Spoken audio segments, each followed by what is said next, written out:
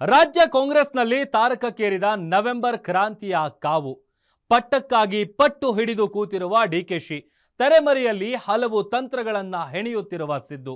ಒಬ್ಬೊಬ್ಬರದ್ದು ಒಂದೊಂದು ದಿಕ್ಕು, ಒಂದೊಂದು ಯೋಚನೆ. ಕಾಂಗ್ರೆಸ್ ವಿರುದ್ಧವೇ ಕಾಂಗ್ರೆಸ್ಸಿಗರ ಬಡಿದಾಟ. ದೆಹಲಿಗೆ ಡಿಸಿಎಂ ಓಟ. ಏನಾಗ್ತಾ ಇದೆ ಕೈಪಾಳ್ಯದಲ್ಲಿ? ಇದೇ ಈ ಹೊತ್ತಿನ ವಿಶೇಷ. ಕಾಂಗ್ರೆಸ್ ವರ್ಸಸ್ ಕಾಂಗ್ರೆಸ್.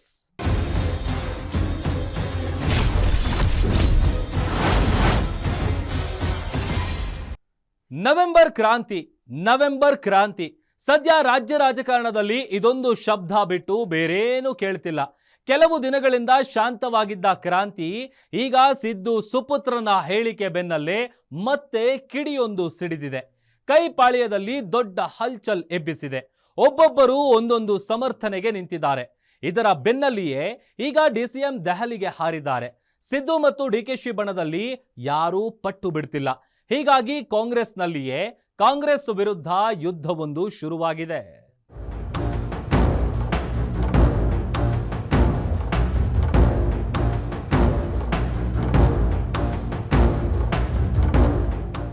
ಈಗ ನಾನು ಮಾತಾಡಕ್ಕೆ ಹೋಗಲ್ಲ. ನಾನು ಯಾರ ಹತ್ರ ಮಾತಾಡಬೇಕೋ ಮಾತಾಡ್ತೀನಿ.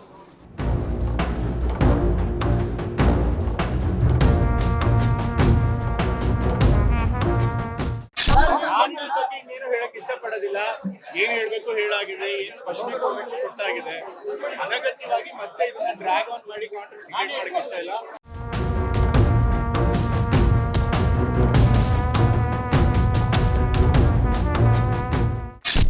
ಏಕನಾಥ್ ಒಬ್ರೇ ಪವರ್, ಒಬ್ರೇ ಇಬ್ರು ಆಗ್ಲಿಕ್ಕೆ ಆಗುಲ್ಲ, ಒಬ್ರೇ ಆಗ್ತಾರೆ. ಮತ್ತೊಬ್ರು ಎಲ್ಲಿ ಎರಡೆರಡು ಇರ್ತಾರ, ಅವ್ರ ಒಬ್ರೇ ಇದಾರ ಅವರು. ಆ ರೀತಿ ಆಗುಲ್ಲ. ಕಾಂಗ್ರೆಸ್ ಪಕ್ಷನಲ್ಲಿ ಎಲ್ಲ ಇದ್ದಾರೆ, ಕಾಂಗ್ರೆಸ್ ಪಕ್ಷನಲ್ಲಿ ಎಲ್ಲರೂ ಇಲ್ಲೇ ಇರ್ತಾರೆ, ಎಲ್ಲಿ ಹೋಗಲ್ಲ. ಹೋಗ್ರು, ಅದೇನು ಹೊಸದೇನು, ಮುಂಚಿನ ಹೋಗ್ಯಾರ ಅವ್ರೆ, ಮುಂಚಿನ ಹೋಗ್ತಾರೆ, ಸುಮಾರು ಸರಿ ಹೋಗಿದ್ದಾರೆ, ಅದೇನು ಹೊಸದೇನಲ್ಲ.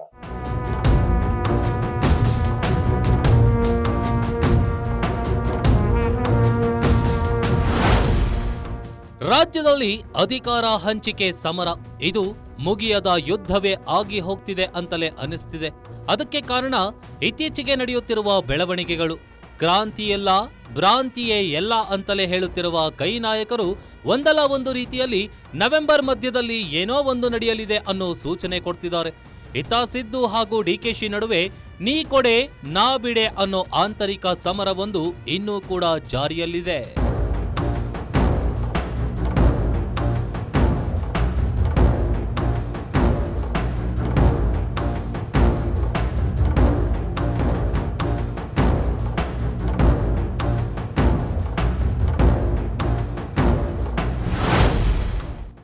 ಎಸ್, ರಾಜ್ಯ ರಾಜಕಾರಣದಲ್ಲಿ ಅದರಲ್ಲೂ ಸಿಎಂ ಸಿದ್ದರಾಮಯ್ಯ ಹಾಗೂ ಡಿಸಿಎಂ ಡಿಕೆ ಶಿವಕುಮಾರ್ ಬಣದ ನಡುವೆ ಇಂತಹದ್ದೊಂದು ಫೈಟ್ ಶುರುವಾಗಿದೆ. ನನ್ನ ನೀನು ಗೆಲ್ಲಲಾರೆ ಅನ್ನೋ ಸಂದೇಶವೇ ಎರಡು ಕಡೆ ಹರಿದಾಡ್ತಿವೆ. ಇಷ್ಟು ದಿನ ಪವರ್ ಶೇರಿಂಗ್ ಬಗ್ಗೆ ಯಾರು ಏನೇ ಮಾತನಾಡಿದ್ರೂ ಸಂಯಮದಿಂದ ಎದುರಿಸಿದ್ದ ಡಿಸಿಎಂ ಡಿಕೆ ಶಿವಕುಮಾರ್ ಈಗ ಸಿಡಿದೆದ್ದಿದ್ದಾರೆ. ಇನ್ನು ಸುಮ್ಮನೆ ಕುಳಿತರೆ ಆಗೋದಿಲ್ಲ ಅನ್ನೋ ಹಠಕ್ಕೆ ಬಂದವರಂತೆ ನೇರವಾಗಿ ದೆಹಲಿ ಫ್ಲೈಟ್ ಏರಿ ಹೈಕಮಾಂಡ್ ಮುಂದೆ ನಿಂತಿದ್ದಾರೆ.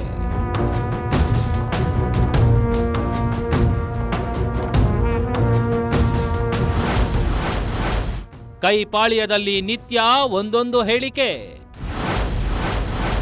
ಡಿಕೆಶಿಗೆ ಅವಕಾಶ ಕೊಡಬೇಕು ಎಂದಿದ್ದ ಇಕ್ಬಾಲ್. ಕಳೆದ ಹಲವು ತಿಂಗಳುಗಳಿಂದ ರಾಜ್ಯ ರಾಜಕಾರಣದಲ್ಲಿ ನವೆಂಬರ್ ಕ್ರಾಂತಿಯ ಕಿಡಿ ಈಗ ಜ್ವಾಲೆಯಾಗಿದೆ. ಒಂದು ಕಡೆ ಸಿಎಂ ಸಿದ್ದರಾಮಯ್ಯ ಬೆಂಬಲಿಗರು ಯಾವುದೇ ರೀತಿಯ ನಾಯಕತ್ವ ಬದಲಾವಣೆ ಇಲ್ಲ ಅಂತಿದ್ದಾರೆ. ಆದರೆ ಡಿಕೆಶಿ ಬಣದವರು ದೆಹಲಿಯಲ್ಲಿ 50-50 ಪವರ್ ಶೇರಿಂಗ್ ಒಪ್ಪಂದ ನಡೆದಿದೆ ಎಂದು ಗಟ್ಟಿಯಾಗಿ ಹೇಳ್ತಿದ್ದಾರೆ. ಅದರಲ್ಲೂ ಡಿಕೆಶಿ ಕಟ್ಟಾ ಬೆಂಬಲಿಗ ಶಾಸಕ ಇಕ್ಬಾಲ್ ಹುಸೇನ್ ಡಿಕೆಶಿಗೆ ಅವಕಾಶ ಸಿಗಲೇಬೇಕು ಅಂತ ಹೇಳಿದ್ದು ದೊಡ್ಡದಾಗಿ ಚರ್ಚೆಯಾಗಿತ್ತು. ನೋಟಿಸ್ ಕೂಡ ಹೋಗಿತ್ತು. ಆದರೆ ಸಿದ್ದು ಬಣದವರ ಹೇಳಿಕೆಗಳಿಗೆ ಇಲ್ಲಿಯವರೆಗೂ ಯಾವುದೇ ಕ್ರಮ ಕೆಪಿಸಿಸಿ ಅಧ್ಯಕ್ಷರು ತೆಗೆದುಕೊಂಡಿಲ್ಲ. ಹೀಗಾಗಿ ರಾಜ್ಯ ಕಾಂಗ್ರೆಸ್ ಬಣದಲ್ಲಿಯೇ ಕಾಂಗ್ರೆಸ್ ವರ್ಸಸ್ ಕಾಂಗ್ರೆಸ್ ಎಂಬ ಯುದ್ಧ ಶುರುವಾಗಿದೆ ಅನ್ನೋ ಅನುಮಾನ ಗಟ್ಟಿಯಾಗ್ತಿದೆ. ಶಿವಕುಮಾರ್ ಅವರು ಸಾಕಷ್ಟು ಇದರಲ್ಲಿ ಹೋರಾಟ ಮಾಡಿದ್ದಾರೆ, ಸಂಘಟನೆ ಮಾಡಿದ್ದಾರೆ.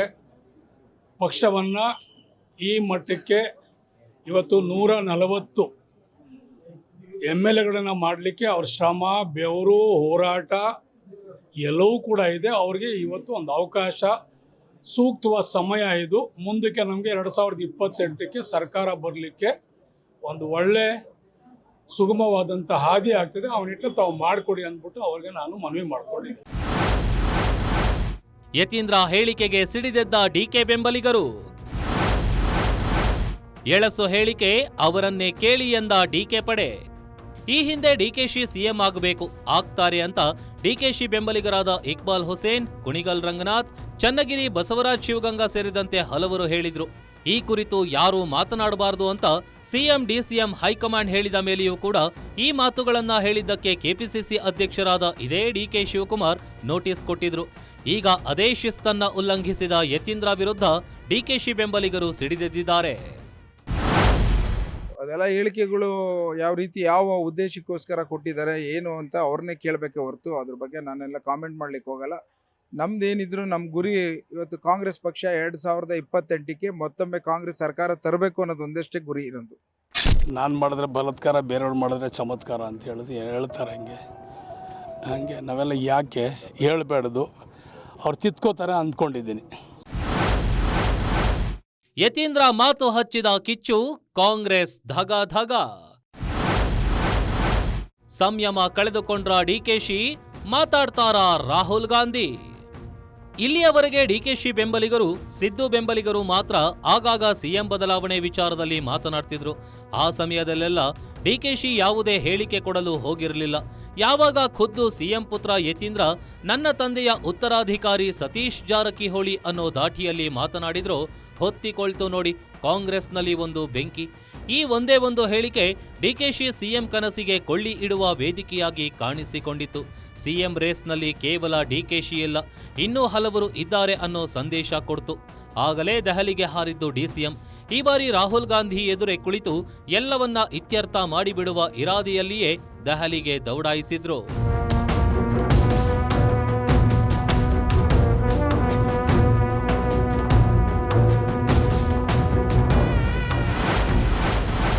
ದೆಹಲಿಗೆ ತೆರಳಿದ ಡಿಕೆಶಿಗೆ ಸಿಗ್ಲಿಲ್ಲ ರಾಹುಲ್ ಗಾಂಧಿ.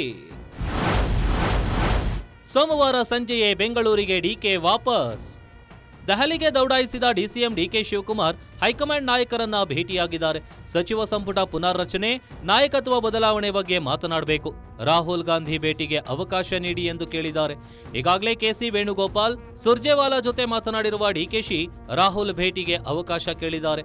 ಆದರೆ ಈ ಬಾರಿಯೂ ಕೂಡ ರಾಹುಲ್ ಗಾಂಧಿ ಭೇಟಿಗೆ ಅವಕಾಶ ಸಿಗದೆ ಸೋಮವಾರ ಸಂಜೆಯೇ ಬೆಂಗಳೂರಿಗೆ ವಾಪಸ್ಸಾಗಿದ್ದಾರೆ.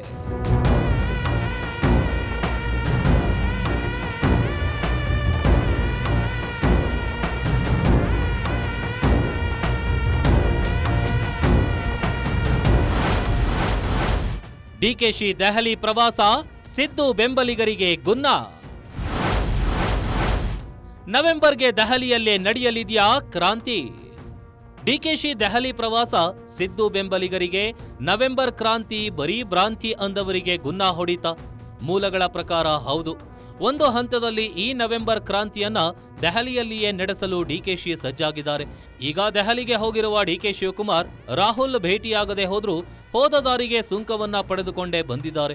ಡಿಕೆ ಶಿವಕುಮಾರ್ಗೆ ಹೈಕಮಾಂಡ್ ಒಂದು ಸಿಹಿ ಸುದ್ದಿಯನ್ನ ನೀಡಿಯೇ ಕಳುಹಿಸಿದೆ.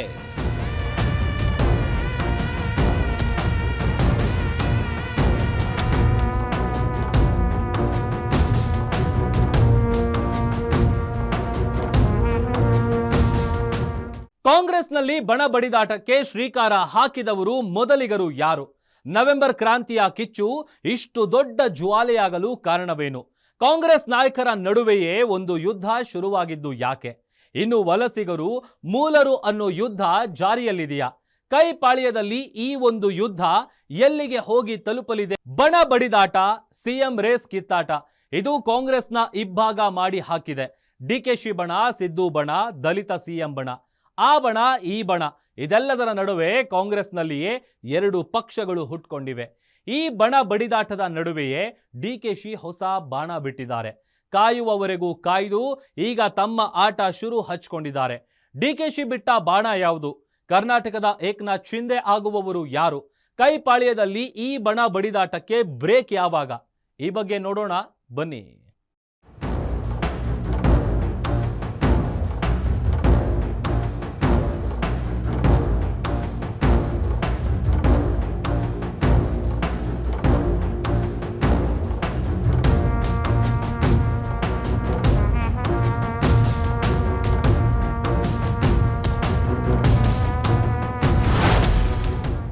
ನವೆಂಬರ್ ಇದಕ್ಕಾಗಿ ಸದ್ಯ ಇಡೀ ರಾಜ್ಯ ರಾಜಕಾರಣ ಕಾಯುತ್ತಿದೆ. ನವೆಂಬರ್ನಲ್ಲಿ ಏನೋ ಒಂದು ಘಟಿಸಲಿದೆ, ದೊಡ್ಡ ರಾಜಕೀಯ ಪಲ್ಲಟ ಆಗಲಿದೆ ಅನ್ನೋ ಒಂದು ಕುತೂಹಲ ಎಲ್ಲರಲ್ಲಿಯೂ ಇದೆ. ಅದಕ್ಕೆ ಈಗಾಗಲೇ ಮುಹೂರ್ತವೂ ಕೂಡ ಫಿಕ್ಸ್ ಆಗಿದೆ. ಆ ಮುಹೂರ್ತ ಫಿಕ್ಸ್ ಮಾಡಿದ್ದು ಕೂಡ ಇದೇ ಡಿ.ಕೆ. ಶಿವಕುಮಾರ್. ಅದಕ್ಕೂ ಮೊದಲು ಸಿದ್ದು ಬಣ ಕಳೆದ 2.5 ವರ್ಷಗಳಿಂದ ಮಾಡಿಕೊಂಡು ಬಂದಿರುವ ವಾದವನ್ನ ನೋಡ್ತಾ ಹೋಗೋದಾದ್ರೆ,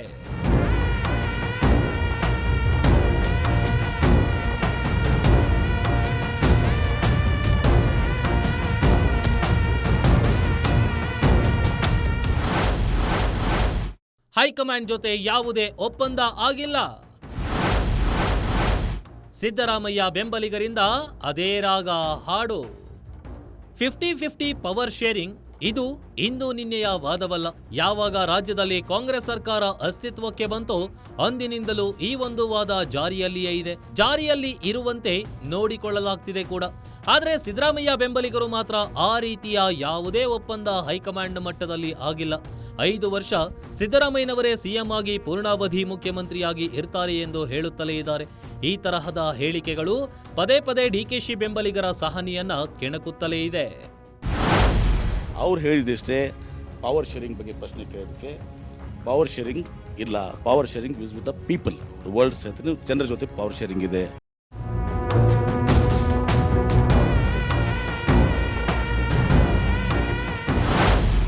ನಾವು ಕಾಂಗ್ರೆಸ್ ಪಕ್ಷದ ಹೈಕಮಾಂಡ್ ಸಿಕ್ತಿನ ಸಿಪಾಯಿ. ನಮ್ಮ ಕಾಂಗ್ರೆಸ್ ಪಕ್ಷ ಏನು ನಿರ್ಧಾರ ಮಾಡ್ತೀವಿ ಅದಕ್ಕೆ ನಾವೆಲ್ಲ ಬದ್ಧ. ಸದ್ಯಕ್ಕೆ ಆ ಥರ ಏನಿಲ್ಲ. ಈ 5 ವರ್ಷ ಮನೆ ಸಿದ್ದರಾಮಯ್ಯ ಮುಖ್ಯಮಂತ್ರಿ, ಹಂಗೆ ಬದಲಾವಣೆ ಮಾಡಬೇಕಾದ್ರೆ ಯಾರು ತೀರ್ಮಾನ ಮಾಡಬೇಕು? ಹೈಕಮಾಂಡ್ ಮಾಡಬೇಕು. ಹೈಕಮಾಂಡ್ ಮಾಡಿದ್ರೆ ನಾವು ಹೈಕಮಾಂಡ್ ಬದ್ಧ ಆಗಿರ್ಬೇಕು. ಸಿದ್ದರಾಮಯ್ಯ ಬೆಂಬಲಿಗರ ಪಡೆ ಹೀಗೆ ಪದೇ ಪದೇ 5 ವರ್ಷ ಸಿದ್ದುನೇ ಸಿಎಂ ಅಂತ ಹೇಳುತ್ತಲೇ ಇದ್ದಾರೆ, ಅದು ಕೂಡ ಡೇ 1ನಿಂದ. ಆದರೆ ಈ ಎಲ್ಲಾ ವಿಷಯಗಳಿಗೆ ಡಿ.ಕೆ. ಶಿವಕುಮಾರ್ ಮೌನವಾಗಿಯೇ ಇದ್ರು. ಎಲ್ಲಾ ಭಾರವನ್ನ ಹೈಕಮಾಂಡ್ ಹೆಗಲಿಗೆ ಹಾಕಿದ್ರು. ಸಮಯ ಬಂದಾಗ ಹೈಕಮಾಂಡ್ ನಿರ್ಧಾರ ಮಾಡುತ್ತೆ, ನಾನು ಈ ಬಗ್ಗೆ ಏನೂ ಮಾತನಾಡಲ್ಲ ಅಂತಲೇ ಹೇಳ್ತಾ ಬಂದಿದ್ರು.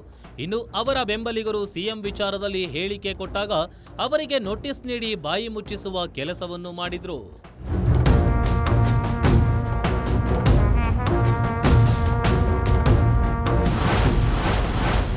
ನವೆಂಬರ್ ಕ್ರಾಂತಿಯ ಬಳಿಕ ದಲಿತ ಸಿಎಂ, ಮತ್ತೊಂದು ಕಿಚ್ಚು ಹೊತ್ತಿಸಿದ ಕೆಎನ್ ರಾಜಣ್ಣ. ಸೆಪ್ಟೆಂಬರ್ ಕ್ರಾಂತಿ ಎಂಬ ಮೊದಲು ಕಿಚ್ಚು ಹೊತ್ತಿಸಿದ್ದೇ ಇದೇ ಮಾಜಿ ಸಚಿವ ಕೆಎನ್ ರಾಜಣ್ಣ. ಅಲ್ಲಿಂದಲೇ ಸೆಪ್ಟೆಂಬರ್ ಕ್ರಾಂತಿ, ನವೆಂಬರ್ ಕ್ರಾಂತಿ ಎಂಬ ಕಿಚ್ಚಿಗೆ ಒಬ್ಬೊಬ್ಬರಾಗಿ ತುಪ್ಪ ಸುರಿಯುತ್ತಲೇ ಬಂದಿದ್ದಾರೆ. ಆದರೆ ಅದೇ ಮಾಜಿ ಸಚಿವ ಹಾಗೂ ಹಾಲಿ ಶಾಸಕ ಕೆಎನ್ ರಾಜಣ್ಣ ಈಗ ಮತ್ತೊಂದು ಕಿಡಿ ಹೊತ್ತಿಸಿದ್ದಾರೆ. ದಲಿತ ಸಿಎಂ ದಾಳ ಎಸೆಯುವ ಮೂಲಕ ರಾಜ್ಯದಲ್ಲಿ ಹೊಸ ಚರ್ಚೆಗೆ ನಾಂದಿ ಹಾಡಿದ್ದಾರೆ. ಒಬ್ಬರು ದಲಿತರು ಮುಖ್ಯಮಂತ್ರಿ ಆದ್ರೆ ಏನ್ ತಪ್ಪಿದೆ? ಸಂತೋಷ ಪಡಬೇಕಲ್ವಾ? ಹೈಕಮಾಂಡ್ ಯಾರಿಗೆ ಬೇಕು ಅವ್ರಿಗೆ ತೀರ್ಮಾನ ಮಾಡ್ತಾರೆ. ನಾನು ಹೇಳೋದು ಮೊದಲನೇದು ಸಿದ್ದರಾಮಯ್ಯನವರೇ ಇರ್ತಾರೆ ಅಂತೇಳಿ ಹೈಕಮಾಂಡ್ ಘೋಷಣೆ ಮಾಡ್ತಾರೆ ಅಂತ ನಾನು ನಿರೀಕ್ಷೆ ಮಾಡಿದ್ದೀನಿ. ಒಂದು ಪಕ್ಷ ಬದಲಾವಣೆ ಅದು ಇದು ಅಂತ ಹೈಕಮಾಂಡ್ ಅವ್ರು ಏನು ತೀರ್ಮಾನ ಮಾಡ್ತಾರೋ ಅದು ನಡೆಯುತ್ತೆ. ಕಾಂಗ್ರೆಸ್ ಪಾಳ್ಯದಲ್ಲಿ ಸಿದ್ದು ಬಣ ಇಷ್ಟೆಲ್ಲ ಹೇಳಿಕೆಗಳನ್ನ ಕೊಡ್ತಿದ್ದಾರೆ. ಆದರೆ ಡಿಕೆಶಿ ಬಣ ಮಾತ್ರ ಕಂಪ್ಲೀಟ್ ಸೈಲೆಂಟ್ ಆಗಿದೆ. ಕಾರಣ ಡಿಕೆ ಶಿವಕುಮಾರ್ ನವೆಂಬರ್ವರೆಗೂ ಏನೂ ಮಾತನಾಡಬೇಡಿ, ಸೈಲೆಂಟ್ ಆಗಿರಿ ಅಂತ ತಮ್ಮ ಬೆಂಬಲಿಗ ಶಾಸಕರಿಗೆ ಖಡಕ್ ವಾರ್ನಿಂಗ್ ಕೊಟ್ಟಿದ್ದಾರೆ. ಹೀಗಾಗಿ ಡಿಕೆಶಿ ಬೆಂಬಲಿಗರು ಗಪ್ಚುಪ್ ಆಗಿದ್ದಾರೆ. ಸಿಎಂ ಬದಲಾವಣೆ ವಿಚಾರದಲ್ಲಿ ತುಟಿಕ್ ಪಿಟಿಕ್ ಎನ್ನುತ್ತಿಲ್ಲ. ಮತ್ತೊಮ್ಮೆ ಅದನ್ನೇ ಹೇಳ್ತಾ ಇದ್ದೀನಿ ನಾನು, ಅದೆಲ್ಲ ಮುಖ್ಯಮಂತ್ರಿಗಳ ವಿಚಾರಗಳಲ್ಲಿ ಹೈಕಮಾಂಡರ್ ತೆಗೆದುಕೊಂಡಂಥ ನಿರ್ಧಾರಕ್ಕೆ ನಾವುಗಳೆಲ್ಲ ಮಾತನಾಡಿ ಪಕ್ಷಕ್ಕೆ ಗೊಂದಲ ಮಾಡಬಾರ್ದು ಅನ್ನೋದನ್ನು ಏನು ಸೂಚನೆ ಕೊಟ್ಟಿದ್ದಾರೆ ಅದರಂತೆ ನಾವು ಅದ್ರ ಬಗ್ಗೆ ಏನು ರಿಯಾಕ್ಟ್ ಮಾಡಲಿಕ್ಕೆ ಹೋಗಲ್ಲ.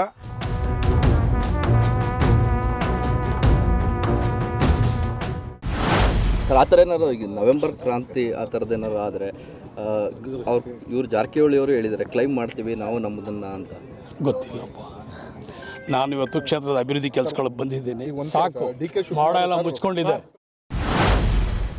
ಇದು ಡಿಕೆಶಿ ಬೆಂಬಲಿಗರ ವರಸೆ. ಡಿಕೆ ಶಿವಕುಮಾರ್ ರೀತಿಯೇ ಯಾವುದಕ್ಕೂ ಪ್ರತಿಕ್ರಿಯಿಸಲ್ಲ ಅಂತ ಗಟ್ಟಿಯಾಗಿ ನಿರ್ಧಾರ ಮಾಡಿಬಿಟ್ಟಿದ್ದಾರೆ. ಅದರ ಹಿಂದೆ ಡಿಕೆ ಸೂಚನೆ ಕೂಡ ಇದೆ. ಇದೆಲ್ಲವೂ ನಡೀತಾ ಇರುವ ವೇಳೆಯೇ ಸಿಎಂ ಸಿದ್ದರಾಮಯ್ಯ ಸುಪುತ್ರ ಯತೀಂದ್ರ ಸಿದ್ದರಾಮಯ್ಯ ನೀಡಿದ ಹೇಳಿಕೆ ಭಾರೀ ಸಂಚಲನವೊಂದನ್ನ ಕಾಂಗ್ರೆಸ್ ಪಾಳ್ಯದಲ್ಲಿ ಸೃಷ್ಟಿ ಮಾಡಿತು. ಇಷ್ಟು ದಿನ ಎಲ್ಲ ಆಟಗಳನ್ನ ಸೈಲೆಂಟ್ ಆಗಿ ನೋಡ್ತಿದ್ದ ಡಿಕೆ ಈಗ ತಮ್ಮ ಆಟ ಶುರು ಹಚ್ಕೊಂಡಿದ್ದಾರೆ. ಯಾರು ನವೆಂಬರ್ ಕ್ರಾಂತಿ ಮಾಡೋದು ಬೇಕಿಲ್ಲ, ನಾನೇ ಮಾಡ್ತೀನಿ ಅಂತ ಸಜ್ಜಾಗಿದ್ದಲ್ಲದೆ ಅದಕ್ಕೊಂದು ಮುಹೂರ್ತವನ್ನು ಫಿಕ್ಸ್ ಮಾಡಿಕೊಂಡು ಬಂದಿದ್ದಾರೆ.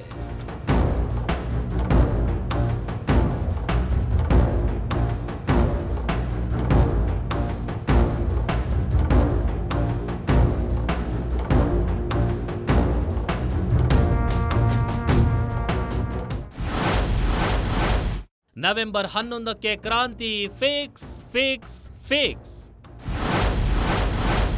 ಮುಹೂರ್ತ ನಿಗದಿ ಮಾಡಿಕೊಂಡು ಬಂದ ಡಿಕೆಶಿ. ಭಾನುವಾರ ದೆಹಲಿಗೆ ತೆರಳಿದ್ದ ಡಿಕೆಶಿ ಅಲ್ಲಿ ಹೈಕಮಾಂಡ್ ನಾಯಕರನ್ನ ಭೇಟಿಯಾಗಿ ಬಂದಿದ್ದಾರೆ. ರಾಹುಲ್ ಗಾಂಧಿಯವರನ್ನ ಭೇಟಿಗಾಗಿ ಹೋಗಿದ್ದ ಡಿಕೆಶಿಗೆ ಅವಕಾಶ ಸಿಕ್ಕಿಲ್ಲ. ಆದರೆ ಬಂದ ದಾರಿಗೆ ಸುಂಕವಿಲ್ಲ ಅಂತ ಡಿಕೆಶಿ ಬರಿಗೈಯಲ್ಲಿ ಬೆಂಗಳೂರಿಗೆ ವಾಪಸ್ ಬಂದಿಲ್ಲ. ನವೆಂಬರ್ ಕ್ರಾಂತಿಗೆ ಮುಹೂರ್ತವೊಂದನ್ನ ಫಿಕ್ಸ್ ಮಾಡಿಕೊಂಡು ಬಂದಿದ್ದಾರೆ. ಸದ್ಯದಲ್ಲಿಯೇ ಬಂಡೆಯ ಪ್ರಯಾಣ ಮತ್ತೆ ದೆಹಲಿಯತ್ತ ಸಾಗಲಿದೆ.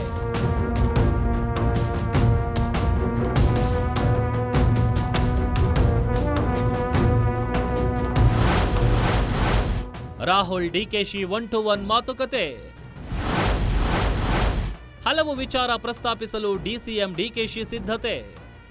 ಎಸ್, ನವೆಂಬರ್ 11ರಂದು ಡಿಕೆಶಿ ಮತ್ತೆ ದೆಹಲಿಗೆ ಹಾರಲಿದ್ದಾರೆ. ಸದ್ಯ ರಾಹುಲ್ ಗಾಂಧಿ ಬಿಹಾರ ಚುನಾವಣೆಯಲ್ಲಿ ತುಂಬಾ ಬ್ಯುಸಿಯಾಗಿದ್ದಾರೆ. ನವೆಂಬರ್ 11ಕ್ಕೆ ಬಿಹಾರದಲ್ಲಿ 2ನೇ ಹಂತದ ಮತದಾನ ಮುಗಿಯಲಿದೆ. ಅಲ್ಲಿಗೆ ರಾಹುಲ್ ಕೊಂಚ ನಿರಾಳರಾಗಿರ್ತಾರೆ. ಹೀಗಾಗಿಯೇ ನವೆಂಬರ್ 11ಕ್ಕೆ ಡಿಕೆಶಿ ಪ್ರತ್ಯೇಕ ಮಾತುಕತೆಗೆ ಸಮಯ ಕೇಳಿದ್ದಾರೆ. ಅದಕ್ಕೆ ಗ್ರೀನ್ ಸಿಗ್ನಲ್ ಕೂಡ ಸಿಕ್ಕಿದ್ದು ನವೆಂಬರ್ 11ರ ಡಿಕೆಶಿ ದೆಹಲಿ ಪ್ರವಾಸ ಅತ್ಯಂತ ಮಹತ್ವ ಪಡೆದುಕೊಂಡಿದೆ.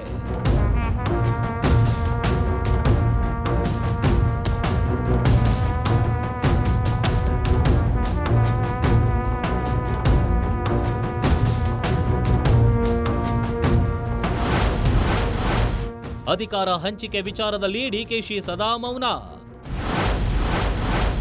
ಸಿಎಂ ಹೈಕಮಾಂಡ್ ಭೇಟಿಗೆ ಮೊದಲೇ ಡಿಸಿಎಂ ಭೇಟಿ. ಅಧಿಕಾರ ಹಂಚಿಕೆ ವಿಚಾರದಲ್ಲಿ ಈಗಾಗಲೇ ಹೇಳದಂತೆ ಡಿಕೆಶಿ ಮೌನದಿಂದಲೇ ಎಲ್ಲವನ್ನೂ ಎದುರಿಸಿದ್ದಾರೆ. ಪರೋಕ್ಷವಾಗಿ ಟಾಂಗ್ ಕೊಟ್ಟಿದ್ದು ಬಿಟ್ರೆ ಬೇರೆಲ್ಲೂ ಅವರು ಸಂಯಮ ಮೀರಿ ಮಾತನಾಡಿಲ್ಲ. ಹೀಗಾಗಿಯೇ ನವೆಂಬರ್ 11ರ ದೆಹಲಿ ಪ್ರವಾಸ ಈಗ ಕುತೂಹಲ ಮೂಡಿಸಿದೆ. ಅದು ಅಲ್ಲದೆ ಸಿಎಂ ದೆಹಲಿ ಪ್ರವಾಸಕ್ಕೂ ಮುನ್ನವೇ ಡಿಸಿಎಂ ದೆಹಲಿ ಪ್ರವಾಸ ಕೈಗೊಳ್ತಾ ಇರೋದು ಮತ್ತು ರಾಹುಲ್ ಗಾಂಧಿ ಜೊತೆ ಪ್ರತ್ಯೇಕ ಮಾತುಕತೆಗೆ ಮುಂದಾಗಿರೋದು ಹಲವು ಕುತೂಹಲಗಳನ್ನು ಸೃಷ್ಟಿಸಿದೆ. ನವೆಂಬರ್ 11ರಂದು ಸ್ವತಃ ಡಿಕೆಶಿಯೇ ದೆಹಲಿಯಲ್ಲಿ ನವೆಂಬರ್ ಕ್ರಾಂತಿಗೆ ನಾಂದಿ ಹಾಡ್ತಾರಾ ಅನ್ನೋ ಸಂಶಯಗಳು ಕೂಡ ಈಗ ಸೃಷ್ಟಿಯಾಗಿವೆ.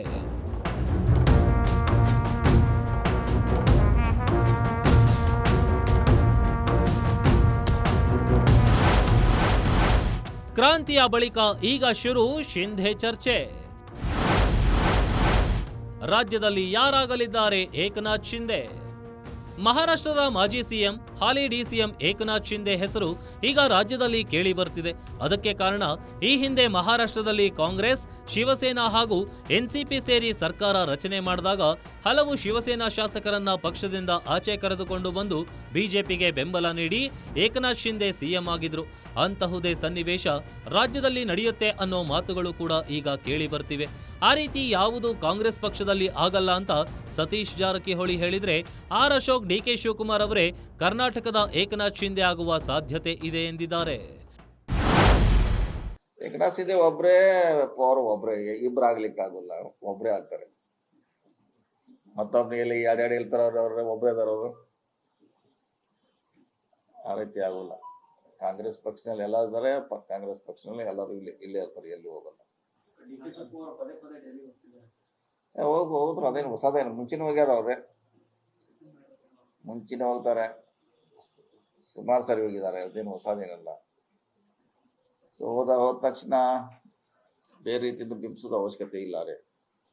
ಹೈಕಮಾಂಡ್ ಕರೆದಿರ್ಬೇಕು, ಬೇರೆ ಅವ್ರದ್ದು ಡಿಪಾರ್ಟ್ಮೆಂಟ್ ಕೆಲಸ ಇರ್ಬೋದು, ಬೇರೆ ಇರ್ಬೋದು, ಹೋಗಿರ್ಬೋದು ಅಷ್ಟೇ. ನವೆಂಬರ್ 16 ಆ ಮುಹೂರ್ತದ ಪರಿಣಾಮನೇ ಇದೆಲ್ಲ.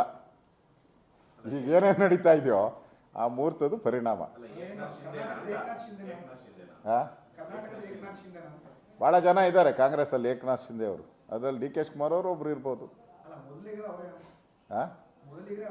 ಅವ್ರು ಹೇಳಿದಾರಲ್ಲ, ನನ್ನ ಉಪಯೋಗ ಮಾಡ್ಕೊಳ್ಳಿ ಅಂತ ಇವತ್ತು ಸಲಹೆ ಕೊಟ್ಟಿದ್ದಾರೆ ಎಲ್ಲರಿಗೂ, ಇಡೀ ಕರ್ನಾಟಕದ ಜನತೆಗೆ ನನ್ನಿರೋ ಟ್ಯಾಲೆಂಟನ್ನು ಉಪಯೋಗ ಮಾಡ್ಕೊಳ್ಳಿ ಅಂತ ಹೇಳಿದ್ದಾರೆ.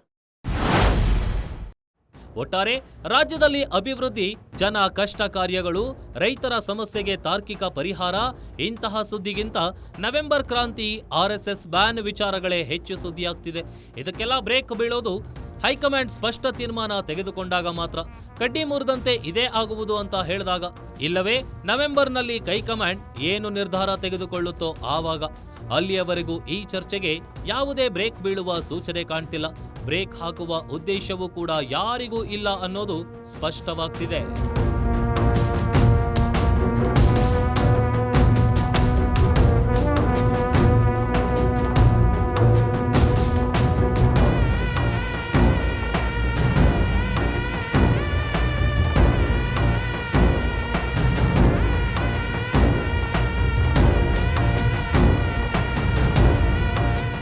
ಸದ್ಯ ಡಿಸಿಎಂ ಡಿಕೆ ಶಿವಕುಮಾರ್ ನವೆಂಬರ್ 11ರಂದು ರಾಹುಲ್ ಗಾಂಧಿ ಜೊತೆ ಪ್ರತ್ಯೇಕ ಮಾತುಕತೆ ನಡೆಸಲಿದ್ದಾರೆ.